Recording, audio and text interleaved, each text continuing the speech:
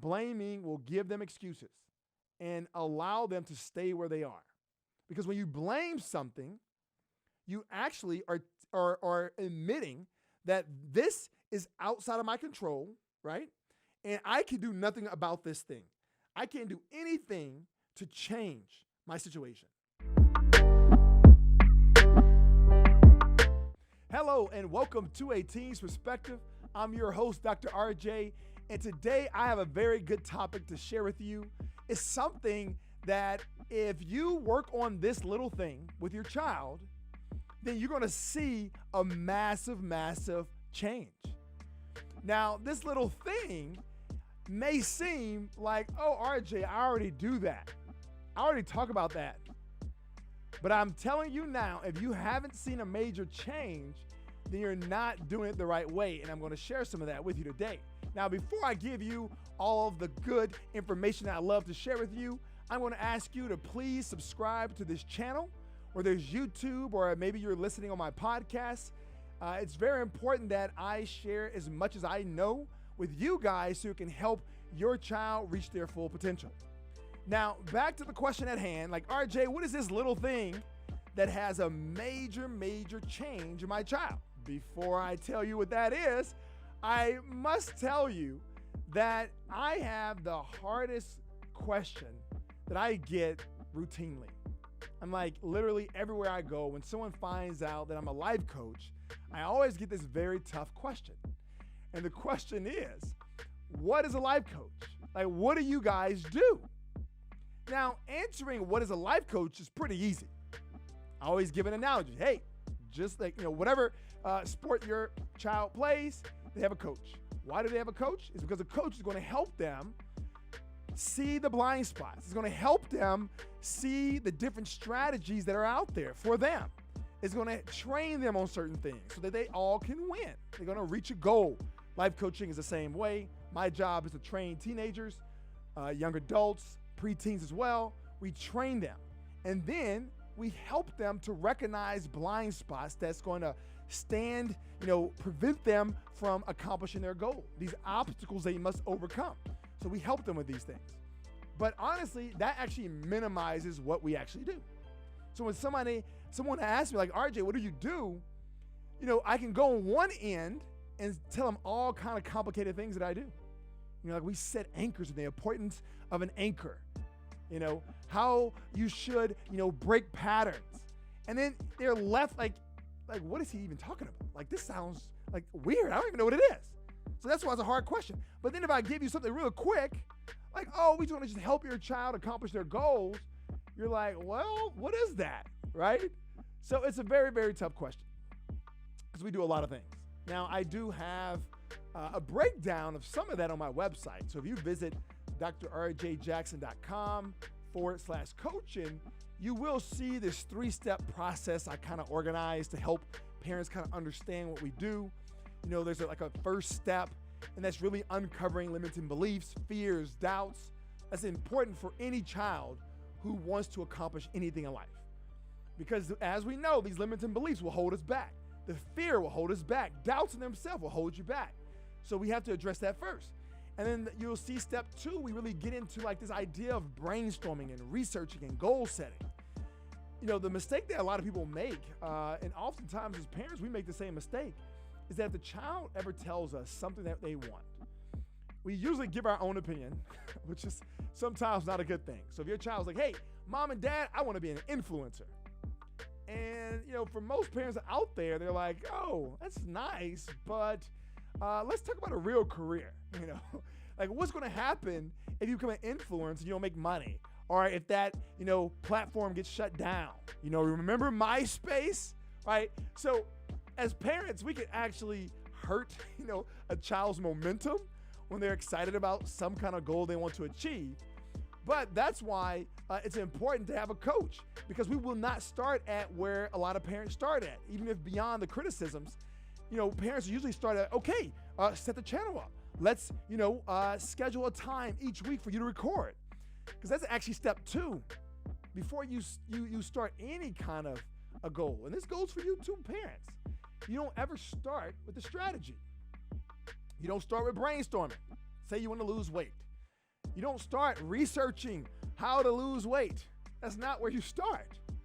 Because we all know something is losing weight, there's so much evidence and information out there. So when you research, you're gonna get overloaded with a bunch of information. But what we do know is very basic principles of losing weight. You want to exercise routinely. You want to take in less calories. Now there's a whole bunch of ways to package that to make it easier or harder or whatever. But ultimately there's some very basic understanding of how to lose weight. But why is it that a lot of people find it difficult to do it? It's not because of strategy. It's not because of their research. It's always step one. There's some limiting beliefs. There's some doubts. There's some fears. So that we always should start there. And that's what we do with the teenager. We start there before we talk about any kind of a strategy on becoming an influencer or making friends or improving their grades.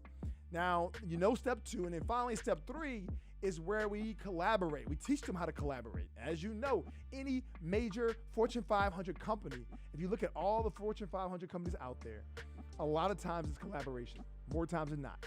In fact, I can't even, off the top of my head, think of a person who did it all by themselves. They partnered with someone. They collaborated with a lot of people. So collaboration is a big part. A lot of teenagers don't really understand that.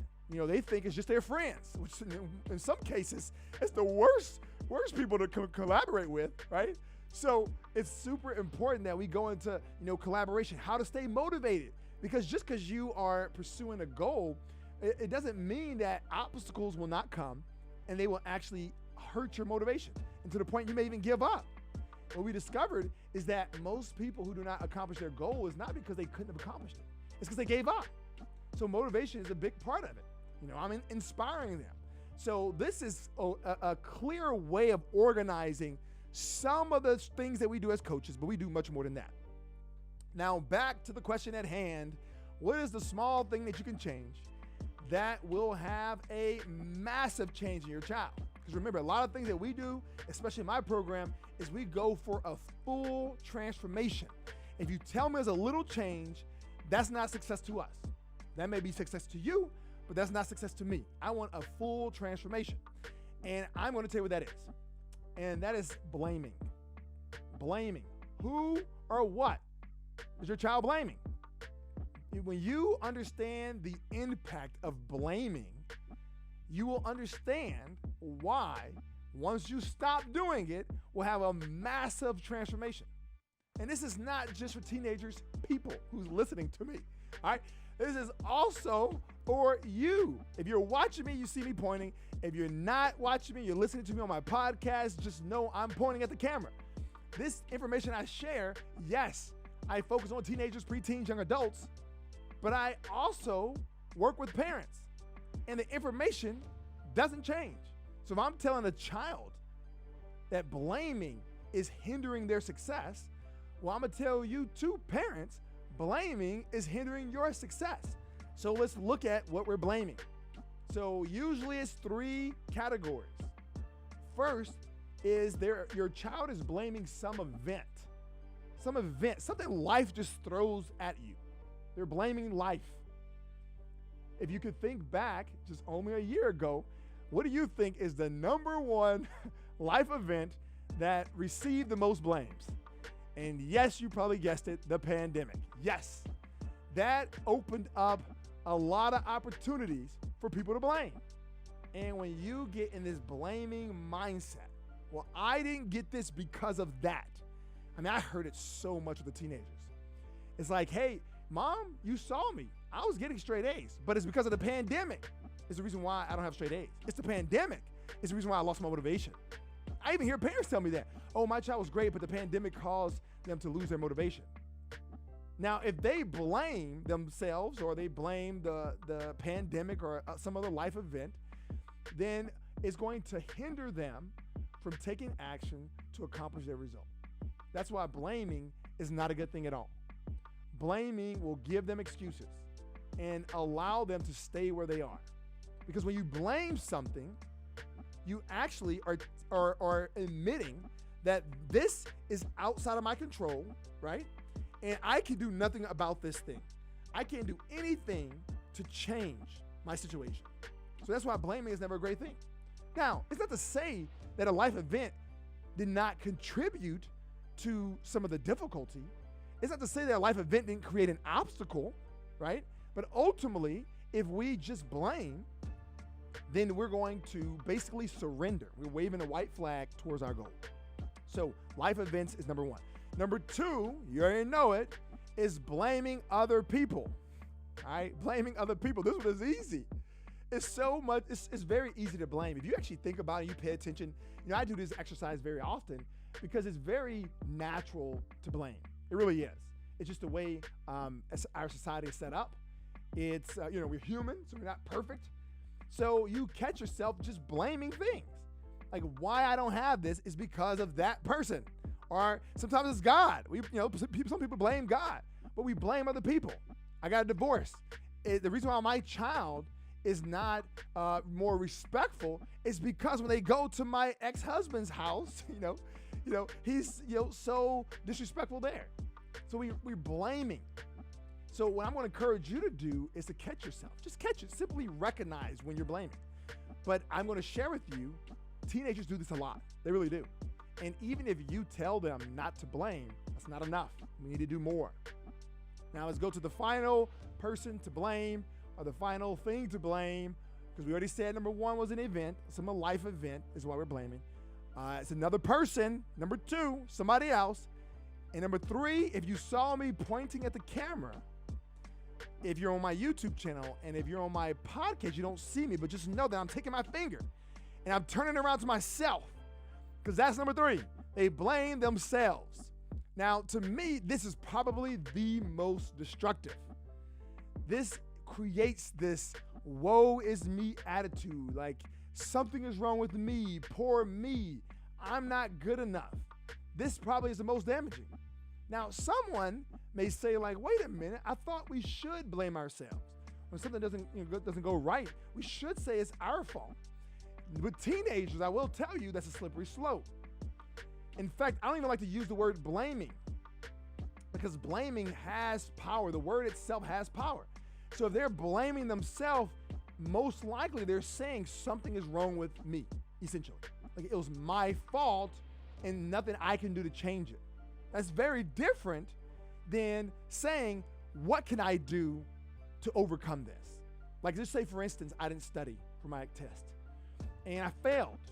Now, instead of me saying, like, oh, even if I would have studied, I wouldn't have done well anyway, I'm stupid, right? It's all me, poor me. We're not going to say that. We're not going to blame anybody.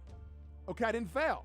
All right, so we're going to look at this test and we're going to ask ourselves, what strategy did I use to get this result? Okay, I didn't study. So now I know studying is a strategy. It really is a strategy. All right, it's a strategy. So there's no emotion to strategy, because what do we know about strategies? We try things, and some strategies work, some strategies will not work. Okay, I didn't study. It was my strategy for this test. Did I get the result I want? No. So I know this strategy doesn't work. That is very different than blaming. So this is what coaching really helps with. We help the child to see certain things that really they won't even notice. Because if you actually ask yourself how many times you blame either life, another person, or yourself throughout the day, most likely you will lowball the number. You probably will say, oh, RJ, a couple times. But if I could follow you around and listen to everything you're saying, and that's not even counting the thoughts that are in your head that I can't even hear, I guarantee you're blaming yourself much more than you think. So imagine a teenager, and then imagine a teenager with all of their peers all doing the same thing, all blaming, oh, it was that teacher.